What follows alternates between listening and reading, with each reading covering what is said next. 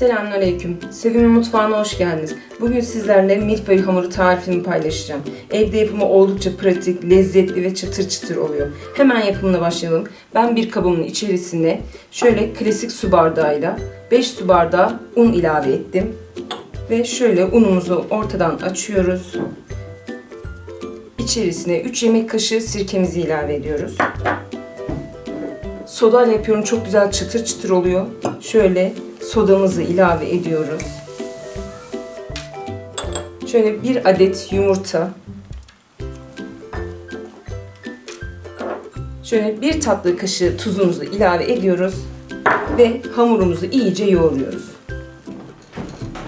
Sodamızı ve sirkemizi çıtır çıtır yapması için kullanıyoruz. Ve içerisine yavaş yavaş normal su ilave ediyoruz. Milföy hamurumuzun kıvamı sert bir kıvam olacak. Yumuşak bir kıvam olmayacak. Sert bir hamur elde edeceğiz. Aldığı kadar suyumuzu koyduk. Şöyle güzel yoğurmak adına şöyle tezgahımızın üzerine unumuzu serpiyoruz.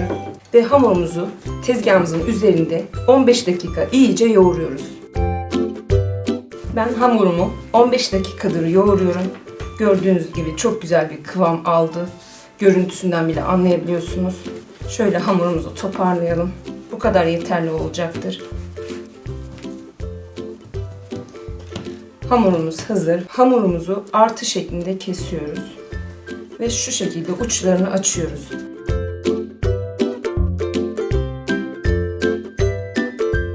Hamurumuzu yarım saat dinlenmeye bırakıyoruz. Üstünü kapatalım. Yarım saat dinlendireceğiz. Hamurumuz yarım saattir dinleniyor. Üzerine biraz un serpelim. Ve hamurumuzun uç kısımlarını şöyle merdane yardımıyla açalım. Çiçek gibi şöyle açıyoruz. Ortasındaki şu kalınlık duracak ki yağımızı homojen bir şekilde muhafaza edelim. Bu kadar yeterli olacaktır.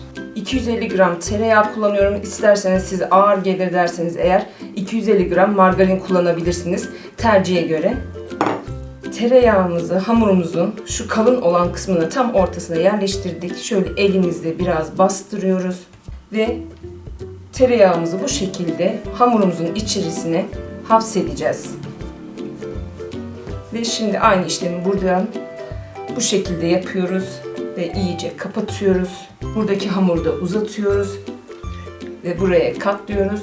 Bu şekilde katlıyoruz. Ve son olarak buradaki hamurumuzu da alıp yağımızı içine hapsettik. Her tarafı kapandı. Yeterli olacaktır. Şöyle buzdolabı poşetimizi alıyoruz. Ve buzdolabı poşetinin içine hazırlamış olduğumuz hamurumuzu koyuyoruz.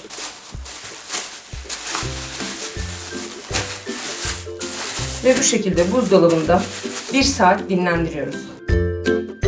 Hamurumuz 1 saattir dolapta dinleniyor. Hemen buzdolabı poşetinden çıkartıyoruz. Tezgahımıza unumuzu serpiyoruz. Hamurumuzu koyuyoruz. Üzerine de şöyle un serpelim. Şöyle elimizle yavaşça bastırıyoruz. Gördüğünüz gibi dinlendiği için hamurumuz elimize de bastırdığımızda çok güzel açılıyor. Bu milföy hamurunu dinlendire yaparsanız çok güzel lezzetli bir milföy hamuru elde edersiniz. Ve merdane ile bastıra bastıra hamurumuzu açıyoruz.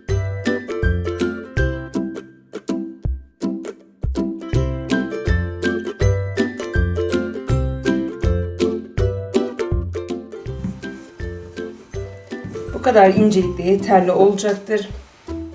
Şimdi katlama işlemini yapıyoruz. Bir buradan katladık. Tekrar buradan bu şekilde katlıyoruz. Eşit olacak bir şekilde. Biraz un serpiyoruz. Bu şekilde de merdane ile bir iki kere şöyle ileri geri açıyoruz. Ve tekrar bu şekilde tekrar katlıyoruz. Bu şekilde bir kere şöyle ileri geri bastırıyoruz. Ve böyle katlama işlemini tekrar yapıyoruz. Buradan da aynı şekilde.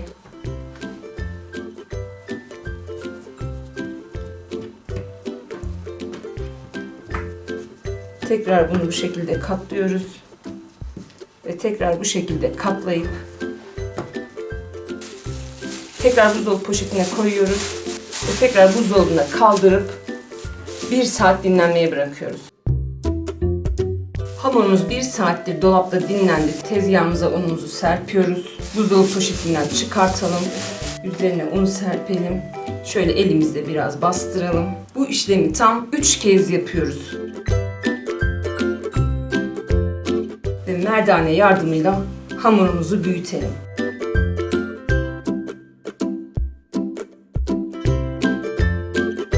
Evde milföy hamur yapmak gerçekten zor değil. Sadece gününüzü milföy hamuruna ayıracaksınız. Çünkü 1 saat 3 defa böyle dinlenme aşaması olduğu için yorucu değil ama sadece süreci uzun oluyor. Ama sonunda muhteşem kat kat çıtır çıtır bir milföy hamuru elde ediyoruz.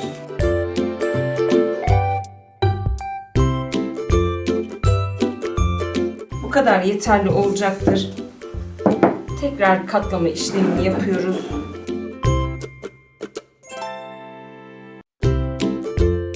Milföy hamurumuz hazır. Şöyle size katmanlarını göstermek için keseceğim. Milföy hamurumuz hazır. Gördüğünüz gibi katlarını görüyorsunuz. Tam kıvamda oldu. Gördüğünüz gibi katları belli. Hamurumuzu tekrar üst üste koyduk ve açıyoruz.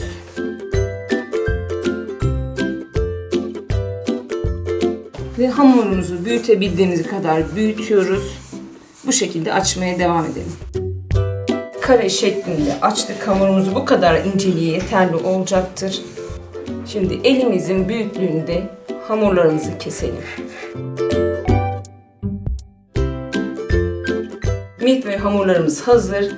Gördüğünüz gibi kareler halinde kestik ve ben bunları şimdi derin dondurucuya kaldıracağım.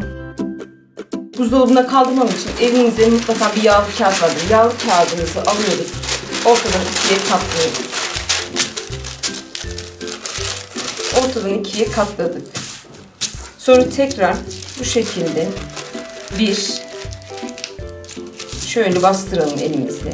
Şöyle tekrar şöyle katlıyoruz. 3 kere katlamış oluyoruz.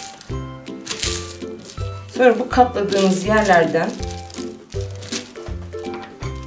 yağlı kağıdımızı kesiyoruz.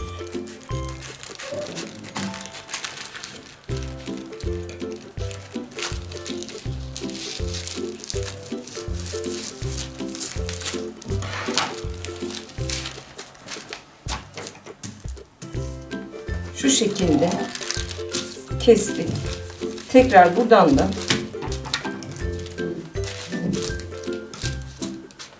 ortadan 2'ye kesiyoruz.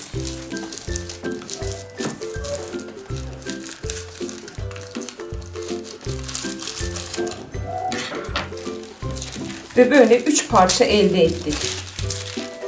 Ve bu şekilde şu katımızı açıyoruz. Hazırlamış olduğumuz milföy hamurlarımızı böyle yağlı kağıdımızın üzerine koyuyoruz.